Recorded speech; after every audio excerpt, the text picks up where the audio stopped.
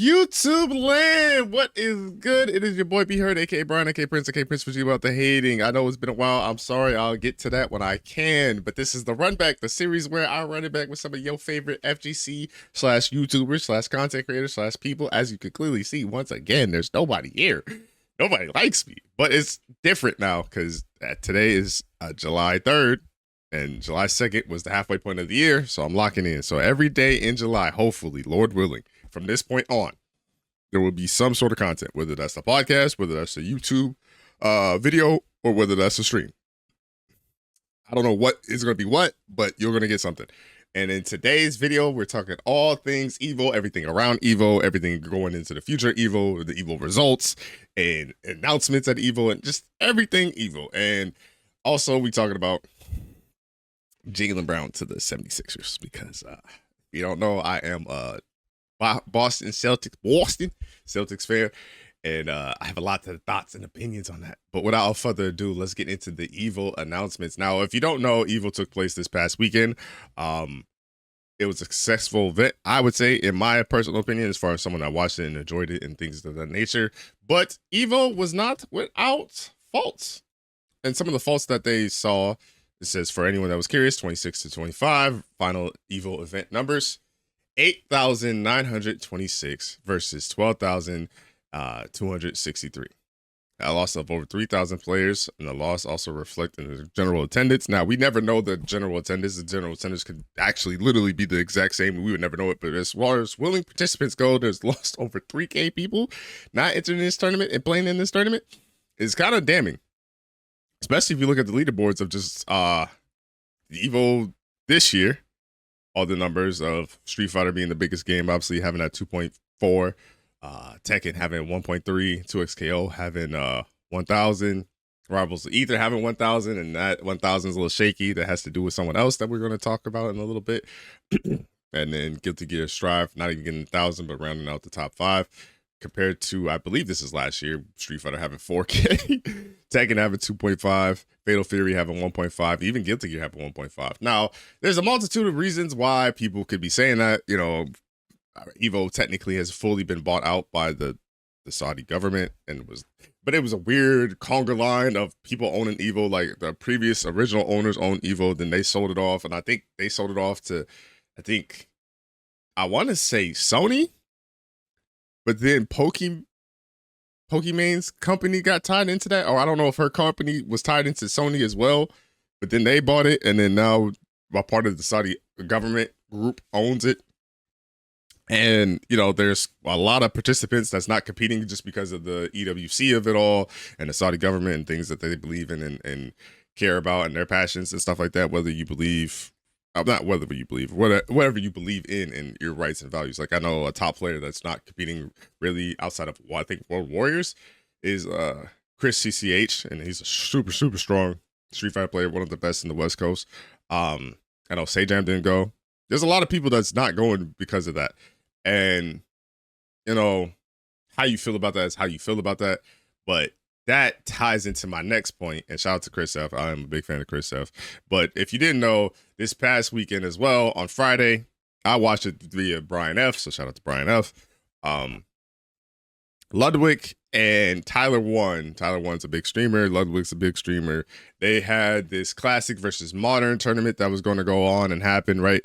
And in this tournament, it happened from the AT&T Annihilator Cup. They had it last year. I think Asia participated in the last year, but it's like, basically, they get a whole bunch of big-time streamers to compete in a multitude of different games, and then one of the games is a fighting game, and I think both years, last year and this year, was Street Fighter, and, you know, I think Tyler1 beat that ass of Ludwig's, but he was playing Honda, so, you know, Ludwig decided to counterpick Tyler1, and Tyler1 is a 1600 high master guy who is, you know, just throwing booms, Street Fighter 2 stuff, street booms, flash kicks. And he's damn good at it. Now, he does some unethical stuff as far as, like, you know, one and done in people and blocking people and you know, basically cherry picking his matches. But, you know, that's how he plays the game. He's just a ranked demon through and through. Like, his circle is red when it comes to Tyler1 and his rank overall experience, right? Now, Ludwig, was playing Honda, then threw out there into the ecosystem that he was also playing JP and had these other characters to kind of throw off Tyler1. And I believe that Tyler1 had like a 21% record against JP, but the other character that Tyler1 had a 21% record, nearly identical with less games played, was actually Marissa. And that's who Ludwig ended up picking. Ludwig ended up beating Tyler1 10-3. But I think it was like he ran off the first 5 or 6 games, and then Tyler1 ended up making a comeback and making adjustments of hitting, 3 straight, and then that was the only 3 that he ended up getting. And what's crazy too? Before I get into the statement, I'm trying to set up it all for you. I didn't have it already. I'm really doing off the dome. I usually write down notes, and I know what I want to say, but since it's been so long, I kind of owe y'all a freestyle. I apologize for that. But what do I want to go with this?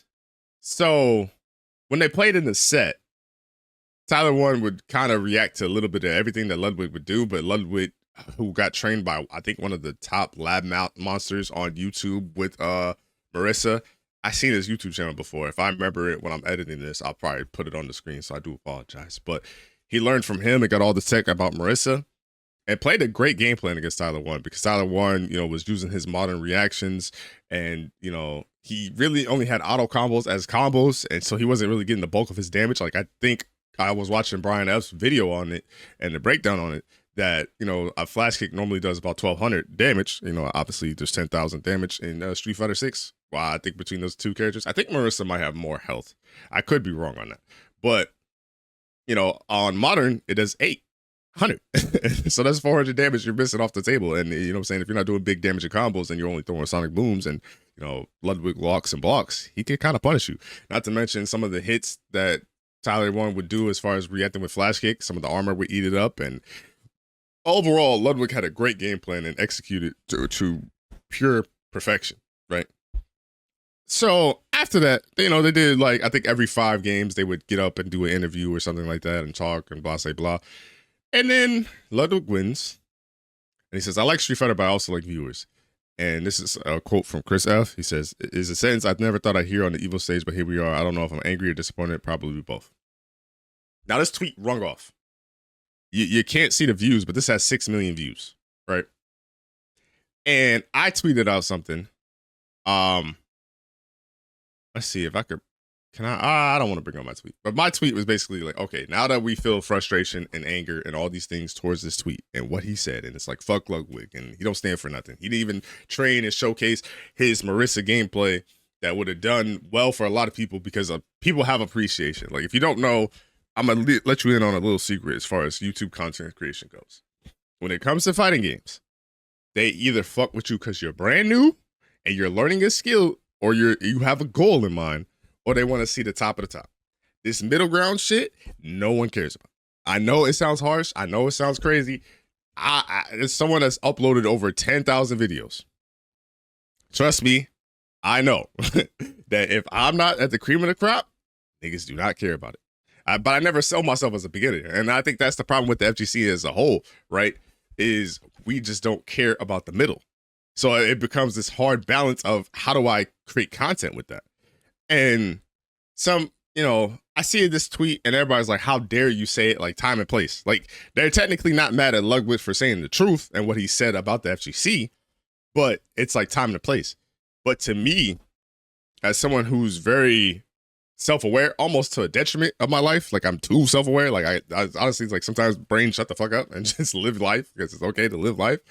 I feel like he's not wrong in his statement, because look at the end result of where we're at. By Ludwig and Tyler1 competing in an AT&T tournament, that's sponsored, by the way, and they're playing Street Fighter. I'm sure they had to get some sort of permission, maybe to stream Street Fighter. Maybe they don't. I don't know. But for that to lead to, hey, you guys should do this modern versus classic at EVO, they wanted the backing of the social media content creators and the streamers. But this is a different group from what we are. See, because that same statement of, I like Street Fighter, but I also like viewers. If you're saying that people don't watch FGC fighting games, they don't, compared to the other esports, as for the Marvel Rivals, Overwatch, or CSGO, or Rainbow Six Siege, or League of Legends, or the Team Fight one. I don't know what that one's called. I apologize. I think that is a League of Legends variant. Even 2XKO. 2XKO, I just read to you, only had about 1,000 entrants. Like, it didn't have much. And I feel like they're killing shit. I'm going to talk about them later. It's like, we did this to ourselves. Like, we don't know whether we want to be grassroots or we want to be esports. Because when we do esports, and this was our grassroots tournament, the only thing that was missing from Ludwig versus Tyler1 is a money match of them putting money on the line. That's really it. Because they were shit talking. They were saying things they probably shouldn't have said on stream. They was probably saying things that probably hit a little too close to home to EVO, but they still ran it and it still did views. And this was like a 50-minute event. And mind you, we got some of our GOATs here. I think Rob TV was here. I think Justin Wong was here. I think Li Joe was here. And if I'm not mistaken, either James Chin, I think it was James Chin, was here. So we got the cream of the crop as far as FGC commentators and the hosts go. And like, we wanted this to do well, and it did well. And this tweet led to, I think Ludwig is running his own Street Fighter tournament. I think it's called Shit Fighter. I don't know what the branding was about it, but I don't know what the rules or formats was. I just know that SK is one of the streamers that's going to participate in it, and SK is pretty good. She also hit 1,600 at one point in time. Like, but that's the thing, is people don't care until it's time to care. And I feel like there were so many missteps to get to this point of Ludwig versus Tyler1 at EVO on the grand stage, where him saying this statement is not the craziest thing in the world, because look at where we're at. You know what I'm saying? EVO got bought out. There's going to be, because even if you're like, wrong time, wrong place, EVO is this prestigious event. It's literally our Super Bowl of fighting game tournaments. Cool. I hear that. I receive that. I understand that. But at the same token, nigga, EVO's not even EVO anymore, dog. Like, let me go big screen for you. EVO's not even EVO anymore, dog. Like, there's 3 other EVOs. This is the second EVO of the year when you think about it. France is about to have one in October. And then next year, there's like 7. And then there's Singapore, and then there's the locals. They're going to spend $1 million on locals. I don't know if that means PlayStations. I don't know if that means sending niggas to EVO. I don't know what that means. But they're going to add, you can add your locals to the database, and they're going to help compensate that with $1 million. So I don't know if that means sending people. I don't know if that means just PlayStations. I don't know what that means. That might mean PlayStations, monitors, controllers. They could really hook it up. I hope my local gets a part of that. Actually, I hope they'll have commentary things too. Because, you know, I used to really be big on EVO. I had a little commentary practice series on my YouTube channel called Road to EVO, where I would practice commentating because I wanted to go to EVO. Before I knew that, you know, saying only the cream of the crop get paid, everybody else is just happen to go to EVO and then gets the chance to commentate. Because I'm not good at commentary, but shit, you literally, I probably can't pull this off. Well, my sin called standoff, that badge right there, is literally from getting flown out to commentate. They paid for my flight and my hotel. So all I had to do was show up, and I got an opportunity to commentate. KIT gave me a chance to commentate, and I think Frosty Faustus gave me a chance to commentate. But that was before I knew that I had to actually physically travel. So obviously KIT is in January, and Frosty's in January, February. So it wasn't like I just kept doing it. But you know what I'm saying? EVO was a big deal.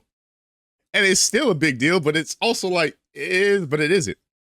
Because the stuff that they're doing with EVO is damning, and it's kind of concerning. And it's like, I don't know where we go from here. So, like, I see people upset about it, and I see people genuinely care about the EVO and fighting games, and they want to be a part of it. But if you want to be a part of it, you got to be a part of the solution, too. You got to support people. You got to watch people. Because I think in Japan, Street Fighter is killing it. Like, Kawano YouTube channel was doing 100K every video. Tokido's YouTube channel was doing 100K every video. And I'm sure there's more. I think Momoshi does well. I think Daigo, every time he streams, he does well. There's plenty of Street Fighter people in Japan that's killing it as far as marketing and content creation goes. But in everywhere else in the world, I think Chris F has a great YouTube channel. I think he's only at like 40K as far as YouTube is concerned. Brian F has 2 successful channels and a podcast, and he's not getting as much viewers as he deserves. Broski is another one who should have way more. There's plenty of people that we can support and do things for, but it's like we kind of don't at the same time. So to sit here and be offended by this sentence and this verbiage, like, I don't know what the exact numbers was. I wish someone would be able to pull that up. Actually, let me go full screen and then see if I can look up Incross and see what Incross has. But as far as where am I trying to go at this point? Like, I remember vividly EVO's having 300K views and stuff like that. And this year, I think the highest I saw was 60K. Now granted, that's the EVO channel, so maybe other people was watching other channels. I don't know. But, you know what I mean? It's just crazy. It's just crazy. I'm not seeing anything on Incross's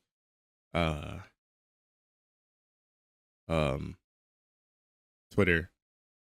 But because it's like I like in my tweet, I was like, is this going to be the thing we complain about, or are we going to actually do something about this? And then the crazy part about them building all these EVOs, they have a plan until 2030, right? I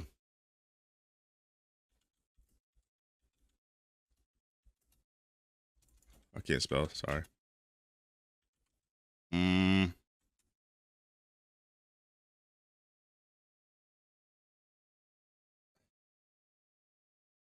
No, because it's not what I want. I want like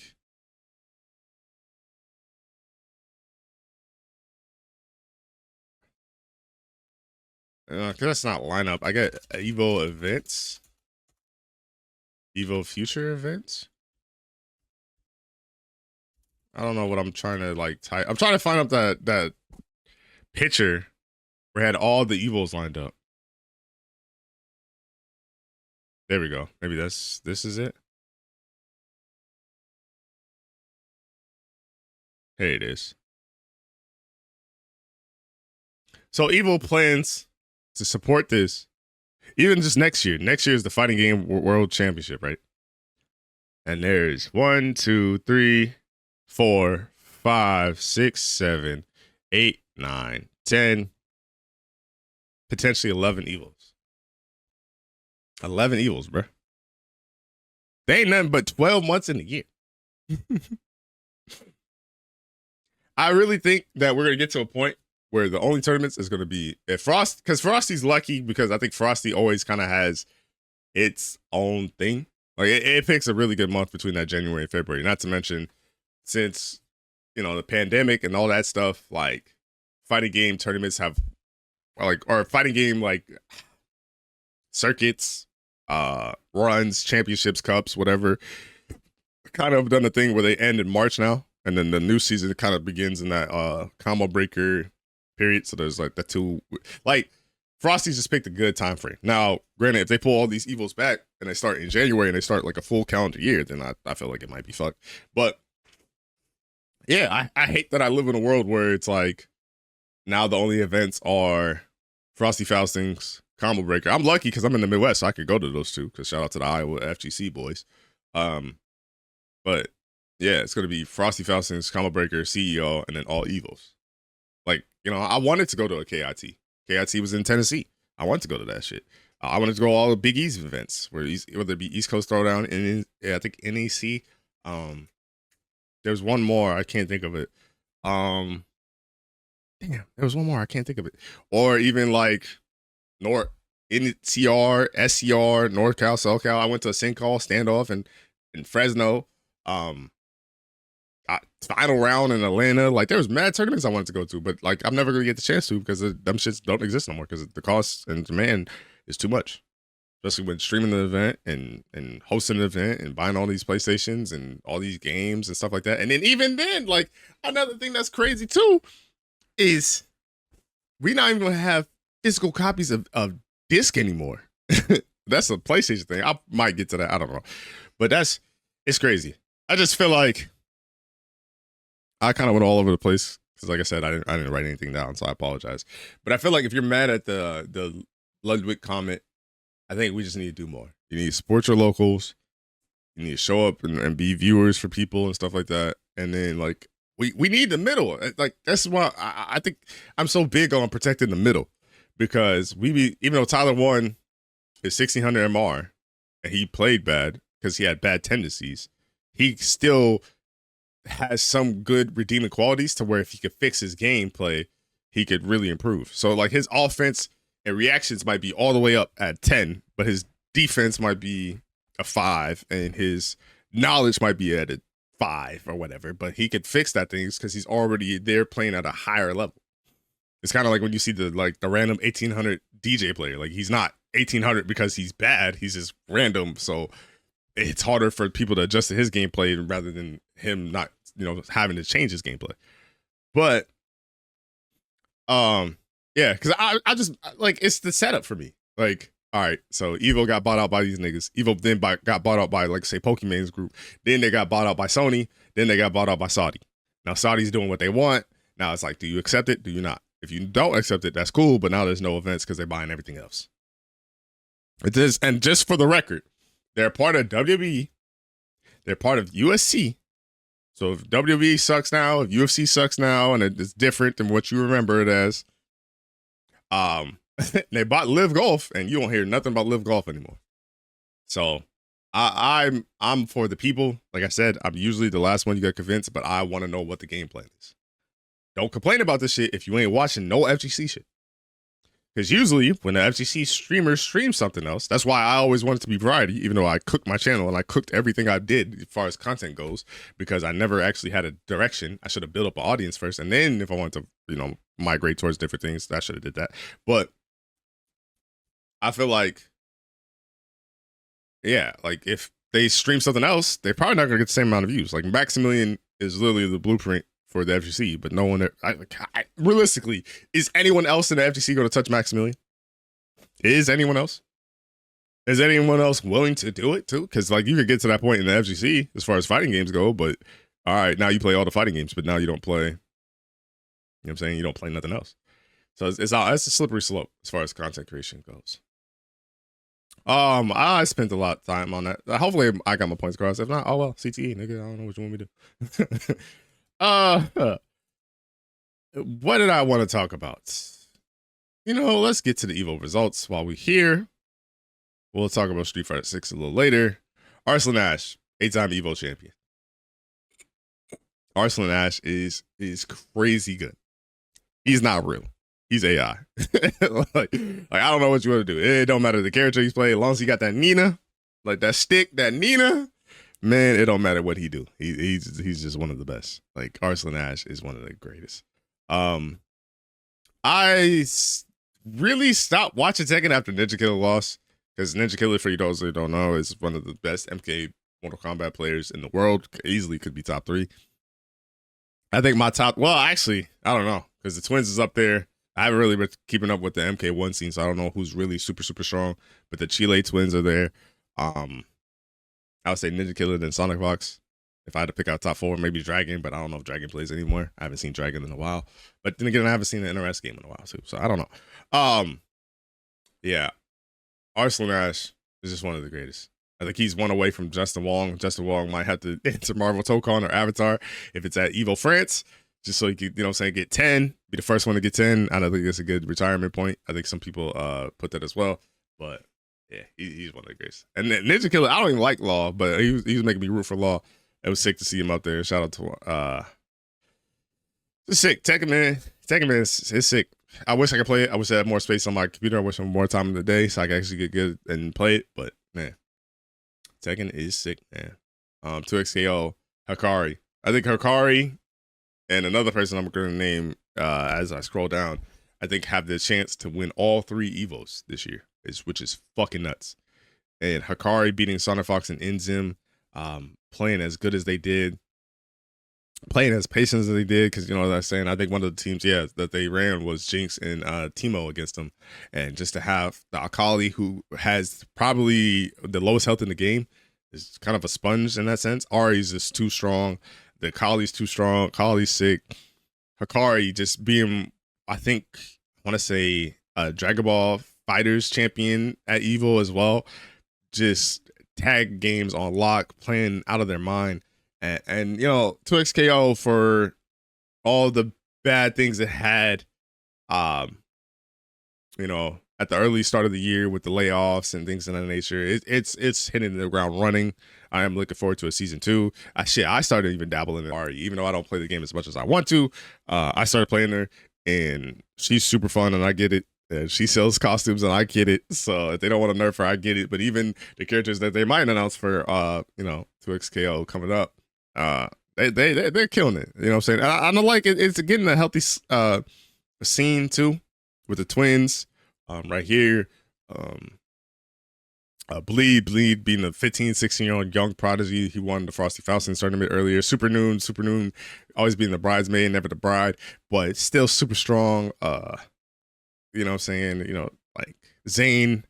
I'm just saying the names I named. So saw, Kane obviously being a good player, Leffen obviously being a good player, Wade, K7, Diafoam, Chris G still playing it. Like, there's so many killers playing this game, and it's just cool to see. So I actually like this game. Rivals Ether released a new character as well. They had a top 8. I didn't see any of it, so I don't want to care to comment on it. Red Ditto. I think Item said this too.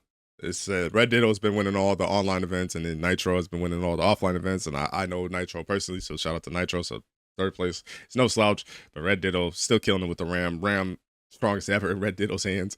And Guilty Gear Stride, man, it's sick. I like playing jam. Is there any noticeable jams? Is there no jams? Damn, where the jams at? I don't see any jams right away. But Lord Knight doing his damn thing. Idom doing his damn thing. A lot of killers in this event. You know what I'm saying? Ty. Get sick.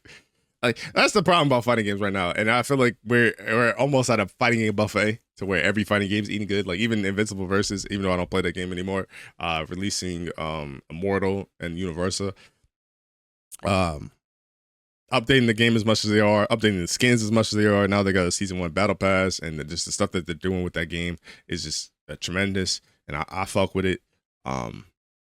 Man, so many sick games. I don't know what to tell you. And then this is the other person I was talking about. Shao Hai got sent to losers early. Goichi wasn't here. Unfortunately, Goichi was dealing with heat strokes, and not to mention this was like the hottest week of my state. So, you know what I'm saying, drink water, hydrate, and make sure you're out the sun because it's hot as fuck. But Shao Hai winning EVO Japan, EVO Vegas, and now has the potential chance to win, EVO France. And I don't even think he did that hot or well as far as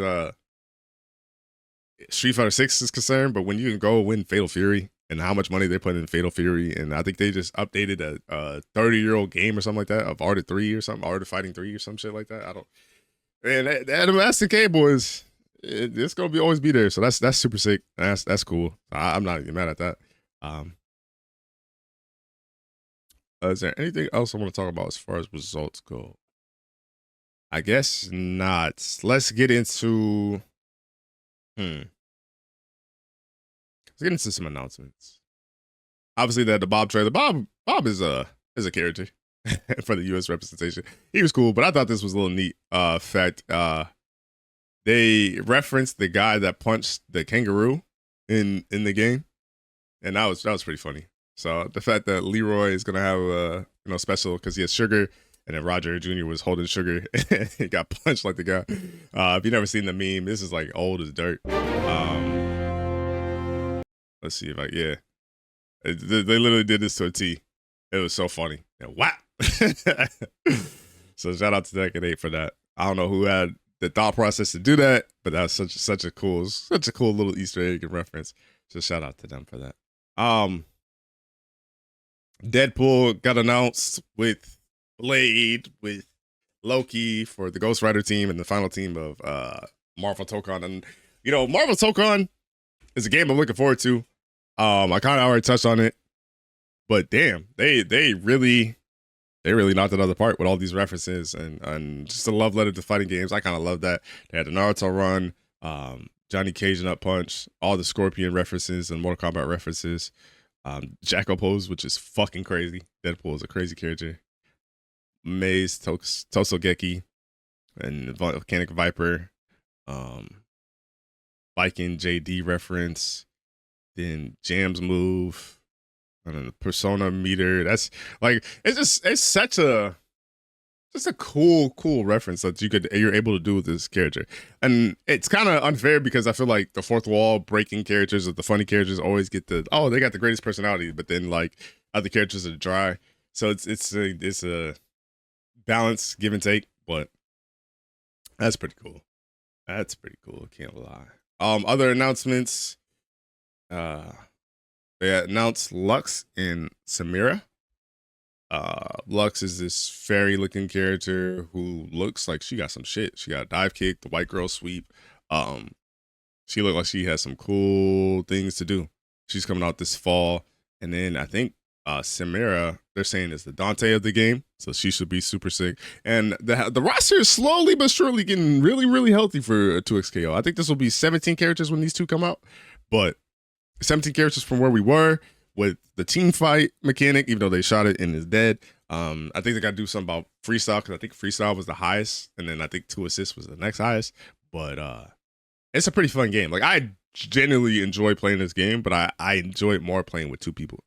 Like, I don't know if I'll ever like this game to the point where I want to play two characters at the same time, just because how the game feels for me personally doesn't feel the greatest, even though it's easy controls. Like, I think, like, I look at it like a DNF duel is easy controls, but that shit feels great. I look at it like Street Fighter 6 is easy controls, but that shit feels great. Like, there's a way to do certain games to make it feel good, and 2XKL doesn't scratch that itch for me. But maybe that's just experience because I never played it fully. Maybe if I dive into it, I actually enjoy it. Like, shout out to Reezy. I love playing with Reezy. I love playing with Grim. Grim ball hog a little bit, but like when I play with my friends, I want to play with Oni. You gotta get Oni on the channel. But I thoroughly enjoyed playing with people, and I feel like that's this game's like bread and butter. It's like a really, because like low key we could have two champions for one game, and that's how close Sonic and Ensign was. So if they could really perfect that, I think this game has a healthy life. And then lastly, is there anything else I wanted to announce before I got into Street Fighter 6? They did a good thing. They made it to where now the flight coins, because you used to be able to, they had some nasty shit before, I ain't gonna lie. Like, I think, yeah, they only had 4 before. And then the way you would have to purchase this is like, say, so they have 250 fight coins for $4.99, right? You'd have to buy 2 of those to get a skin. Because I think a skin was like $6 or something like that. So it was kind of nasty how they did it. But now they switched it to where now you could get a specific amount of number. And like, so now you could actually just get because I think 300, I think it's literally this. So the fact that I'm able to purchase this to get the exact amount that I want, so I don't have some left over where I can't really do shit until I buy more, I appreciate that. It's still nasty practices, and still it's like, damn, y'all ain't got no skins anyway for me to buy. And then even then, when y'all put the skins out, I can't buy a multitude of skins because this should be mad expensive. But it's a better start.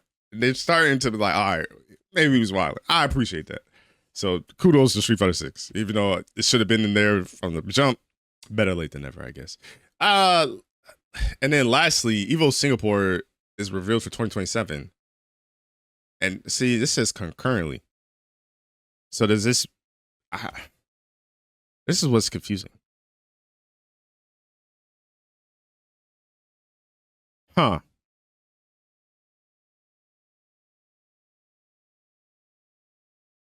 So this is what I understand. This is, I guess it's going to take place at EVO, which is so weird to do. Because anytime that there's been a world finals, they had their own separate event, and it's like a amalgamation of this event. So like, no, I don't want to see Street Fighter in my Tekken World Finals, or I don't want to see Tekken at my Guilty Gear Arc World Finals. Well, Arc World Finals, there's a multitude of games there, but still, I don't want to see, you know what I mean? Like, this is nasty just because, all right, EWC is literally built into the Capcom Pro Tour. So that's nasty in itself. Now you're telling me that they got the Tekken World Finals to be into EVO. What's stopping the Capcom Cup World Finals being put into EVO? What's stopping them from saying, all right, we're going to make Capcom Cup take place Saturday and Sunday, and it's going to be all Capcom Cup. and they say they get rid of groups.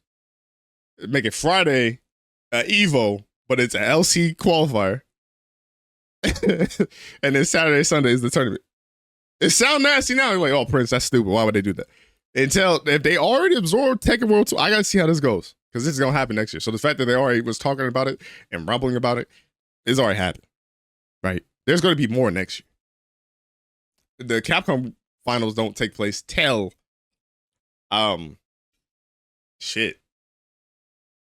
next March, October. Or not March. Wow, why the fuck I say October? Oh my God. Take place till next March, kind of like they did this year. That's nasty. And then on top of that, they usually don't hit the big patch in the middle of a season, but they hit the big patch in the middle of the season with Yasmin. That literally happens a month from now. Man, y'all better get ready. Yo, we're gonna see how much FGC you really care for, because they about to do some shit, and I don't know if people gonna like it. I don't know if people gonna like it, because it's getting spooky. It's getting spooky. I'm just saying. Lastly, but not least, let's get into the Street Fighter 6 results. Men RD is probably the greatest. The greatest. He's a 4-time EVO champion, by the way. 2-time Capcom Cup champion, by the way. 2-time Street Fighter League US champion. And not to mention he's in Topanga League right now. I don't know how well he's doing, but he could potentially be a Topanga League champion. He could potentially be a Street Fighter Japan champion and then go Street Fighter World Championship too. I just don't. I understand why people feel the way that they do about Men RD. I genuinely believe it's because he plays the ugly characters, or the characters that's not cool, or the characters that's gimmicks. You know, he played Birdie. Birdie had a move where the armor would kind of space you out, and then he would kind of do bullshit behind that. And then it's like he plays Blanca, he plays Luke, he doesn't play anything cheap. Or he played Bison, like he plays all these cheap characters, right? But he's so goddamn good that it's like, at what point we gonna stop hating?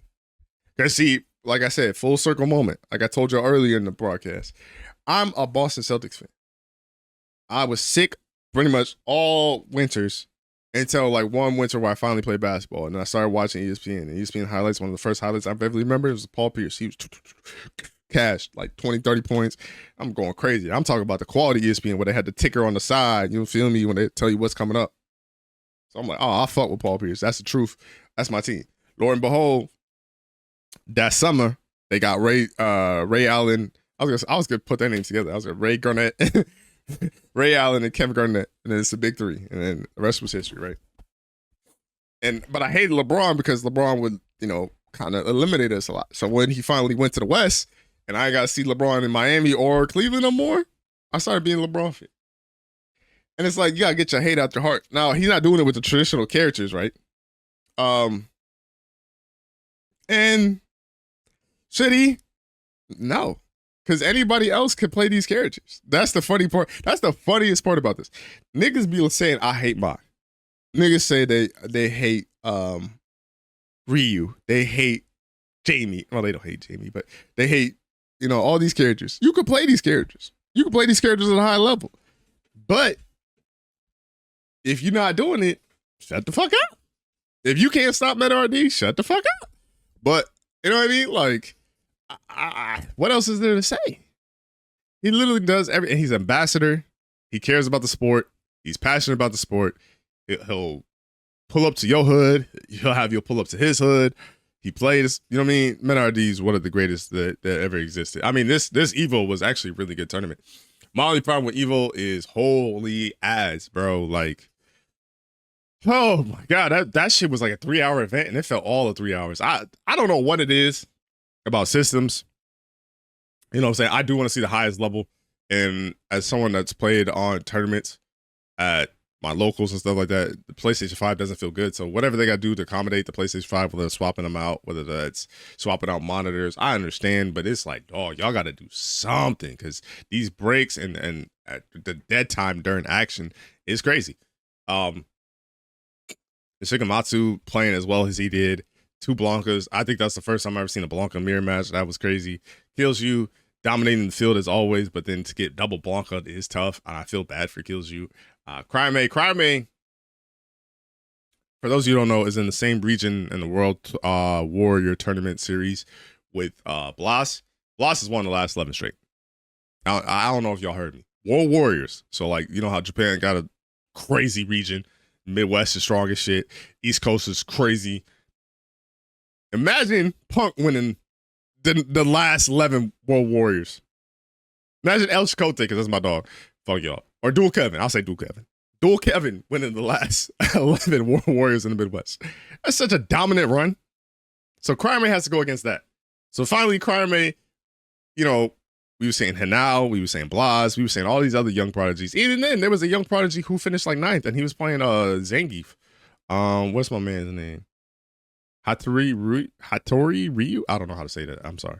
But he was modern Zangief, Mohawk like Zangief, with scuba niggas like Zangief, playing good like Zangief. No sponsor, by the way. Getting 9th place at your first Evo? Bruh, stop it. Mickey played well. John Takeuchi. We almost had 2 Jamies at top 8. Imagine a world where we had 2 Jamies and 2 Blancas. That'd be fucking nuts.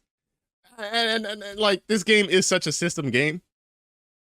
And I know people have their gripes and they say, oh, we want changes. We want changes. Please change the game.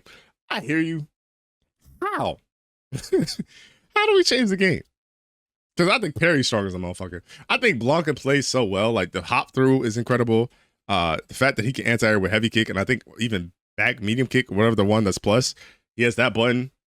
I think up Blanca ball, up back Blanca ball is good. Like, he has level 2 is insane. The corner carries, the parries, like the fact that like MenRD didn't want to run the mirror match with Blanca until he had to should tell you something. You know what I'm saying? Pugera played well. Idom on Domination played good. Gachikun, Enzo, Kubion, Tokido played really well. Yaz, Jojo Toro, DCQ, Truto, Blas, Noah the Prodigy. Man, there's so many killers on this list, bro. It's just crazy. It's just fucking crazy. This is a crazy tournament. EVO, literally one of the best tournaments there is. I don't know what to say because MetRD's the fucking GOAT. Like, if MetRD played more Luke, you think he'd be respected? He still plays Luke, and he still plays so well. And I think MetRD, kind of back to that content creation point, the fact that he doesn't play all the time. Well, he plays all the time, but the fact that he doesn't stream all the time is just a credit to how well and how hard he works. Because it's like, man, you got to develop these strategies, these game plans, and the way he plays characters. And he just, like, to me, MenRD never seems uncomfortable. Even when Whatchamacallit was making a comeback and playing well, he never seemed uncomfortable. Like, man, it's crazy. It's crazy. Mm-hmm. Yeah, so I mean, I don't know what else to say besides MenRD. Go. I don't know. I don't even know how to introduce this topic. For those of you who do not know, like I said, I'll reiterate one more time. This has been a while since I did a podcast. Rate this 5 stars on Spotify or wherever you listen to podcasts. This will be on YouTube as well. July, like I said, content creation gang. I'm gonna be creating content all the time. Woo! We kind of hurts to say. We got playoff P. And you know, shout out to playoff P. We didn't bother nobody. We just hooped. We got Paul George. And we traded him for Jaylen Brown. And we got, I think, some pick swaps. And I don't even know how to introduce this, man, because it still kind of blows my mind of like, what the fuck? Like, I have no problems with Paul George. I like Paul George. I always was a fan of Paul George. I think it's unfortunate that he did break his leg at the U.S. FIBA tournament or whatever. So now that's why if you look at the hoop post or whatever, they're like further back because of that. So they don't want to do the incident no more, which just makes sense. But just to have the bounce back career that he had after that leg injury, and you know, he's a good player. Like he was hooping. Like if I could look and even see like against us, yeah, it was 17 points, 4 rebounds, 3 assists. He was hooping against us. So I'm not even mad at what he was able to do against us. But I think my frustration with getting Paul George is like, supposedly we wanted VJ Edgecombe and they said no, and we still went through with the trade. Like, I don't understand why we did that. You know what I mean? And you know, if you don't know, they changed the odds. So the same amount of odds you would have for the draft lottery for the first, second, third, you know what I'm saying? If you're the worst team, I'm saying that's first, second, third. So, you know, I'm saying it in reverse, but I'm saying if you're the worst team in the league, then 29, 28, 27, like you would have the greatest odds to get in the first overall pick. But now they flipped it to where those first 4 out have the same odds as the playing teams. So you kind of want to be in the middle, right? Because if you're in the middle, you could potentially make a playoff run, like a 7th, 8th seed, whatever, or like 9, 10 seed or whatever. You could potentially make a playoff run and also get a high draft pick. You know, same things that kind of like OKC was able to do, where they're getting a lot of draft picks, a lot of assets, and like the Clippers not being good or this team not being good, whatever the trades they made are not being good. So teams are kind of holding on to the draft capital, or they're trading for the draft capital if they feel like that player is such an elite player. You know what I'm saying? Like Mikal Bridges went for 5 picks. Rudy Gobert went for 5 picks. I want to say Desmond Bane went for 5 or 3. Like a lot of people go for a lot of picks. So to trade Jaylen Brown just for Paul George and like only 2 first rounds really, because I think our second round picks, we got 2 second round picks, but I think those are exchanges. So we switch positioning. So we feel like we'll be better than the Sixers, so we can get a higher draft pick. It fucking sucks, man. Like I don't know, because I'm looking at this contract, right? Like right now he's currently 36-year-old. So in this next season he'll be 36, and he'll make $57 million, my nigga. And then next year is a player option. At 37 years old, who would not accept $56 million to play on the Boston Celtics? Potentially a playoff team. More than likely a playoff team. Like, I feel like I don't know where we lie as far as the Eastern Conference goes, but like, I think the Knicks will be better than us. I think Cleveland has a chance to be better than us if they get LeBron. Raptors could be good. There's a lot of scary teams, and I get they ruined the relationship, but even in ruining the relationship, Jaylen Brown didn't want to go nowhere. He didn't want to get traded. So I feel like they just kind of did this out of like the reports thinking that Jaylen Brown, who's someone that's college educated, who literally was told during the draft months that he doesn't need basketball, but still continues to play basketball, is like, he's cocky, he's this, he thinks he's the smartest one in the room. It's like, I feel like y'all wouldn't give a fuck if Jaylen Brown didn't have like glaring flaws. I think every NBA player has flaws, right? Don't get me wrong. Like even Wemby, someone that's dominant and someone we think is going to just run the league for the next 5 to 10 years, has super flaws, right? I just feel like if his flaws wasn't so loud as far as like dribbling with the left hand and, you know what I'm saying, trying to do too much, we would have kept him. Because we had a tandem in Jaylen Brown and Jason Tatum. And for some reason, the world wanted to split them. And I feel like we just listened to the media too much, because there was no need to split them. Especially with the team you built, and especially with this team you built again. Like, you built a team that was the 2nd seed in the playoffs when we didn't think we was going to make the playoffs to begin with, after Jason Tatum got hurt. And Jason Tatum had this miraculous comeback and came back and played well for the season. Granted, you know what I'm saying, now that we need 30 to 40 minutes out of him, that's kind of why he had to shut down, because the calf soreness and things of that nature, and you don't want him to re-tear his Achilles. I can't even say it's stupid. It feels like we got forced the decision because we didn't get Giannis, because we didn't want to give up Hugo. I think it was Hugo and somebody else. It's just like, wow, what a difference 2 weeks make. But I kind of like, in one side, I understand it. I swear, one of my signs might be a Gemini because I feel like I always try to understand both sides of things before I come to a conclusion. Like on one side, yeah, I want Giannis, but Giannis is literally coming off an injury. But he said he was good. But then the whole Bucks thing. So like front offices do things to make it to where the player seems crazy when the player could technically not be crazy, right? And it's weird because in this parity era, there's been 8 different champions in the last years. Obviously, it makes things harder because I just feel like for as successful as our group was, as good as our group is, I feel like we didn't get enough. We got 2 finals appearances. We're 1 for 2. And we just shipped Jaylen Brown for vibes. Like, I just don't understand why we did that. Like, we could have had the perfect duo for the rest of their careers. He's a 5-time All-Star. He's a champion. He's a 2-time All-NBA. He's a rookie team. He's an Eastern Conference MVP, Finals MVP. And he played really well for us. He averages for his career 20 points, 5 and 2 assists, shooting on 47 from the field, 35 from 3, and then 80%.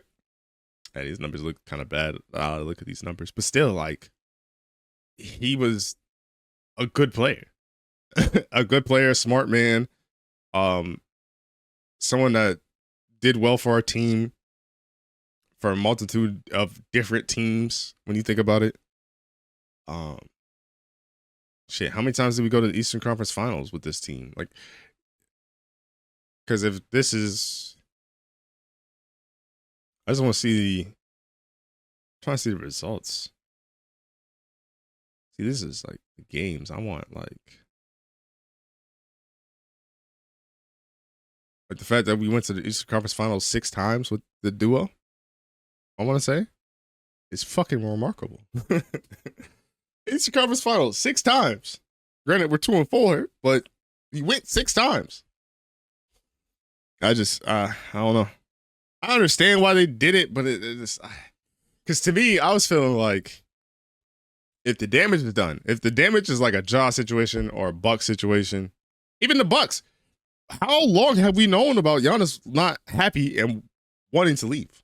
At least 2 years. They waited till the offseason. How the moves and all this crazy shit that's been happening, you don't think next season would have been a new thing? You don't think we could have just ran it back? And I don't even think Jaylen Brown's contract is that crazy compared to Paul George.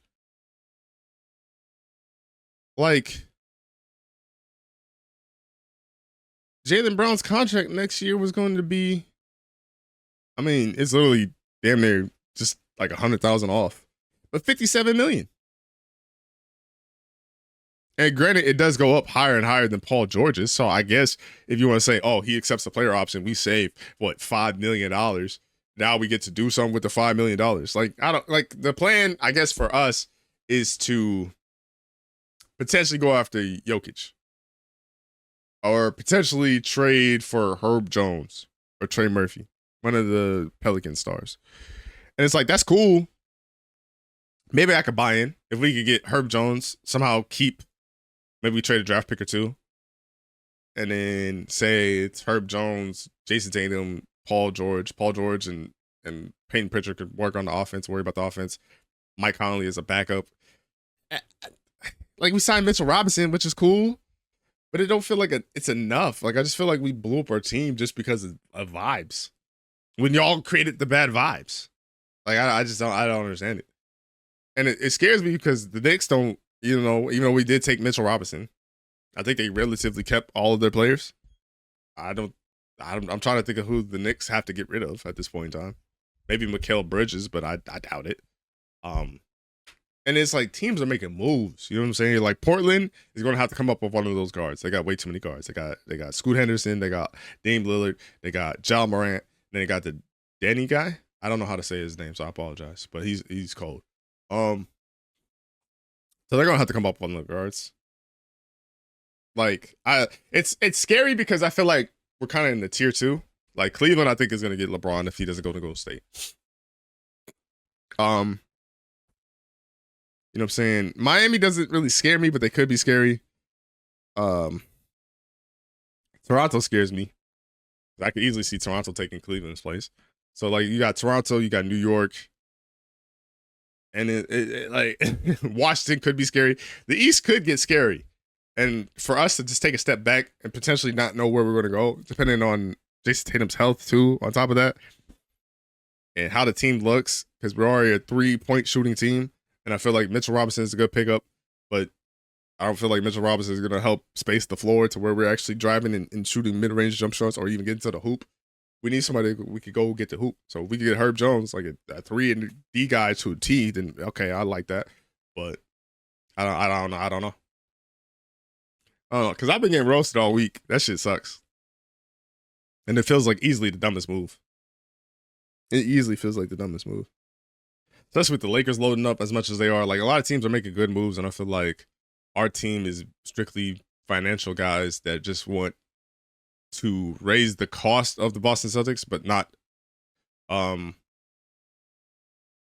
raise the price of the Boston Celtics, but not the cost. I mean, that's just business 101, but it's also like you're in the business of winning championships. Like you bought the team for $6 billion. And that same company that the owner has bought the team with owns 10% of the Spurs.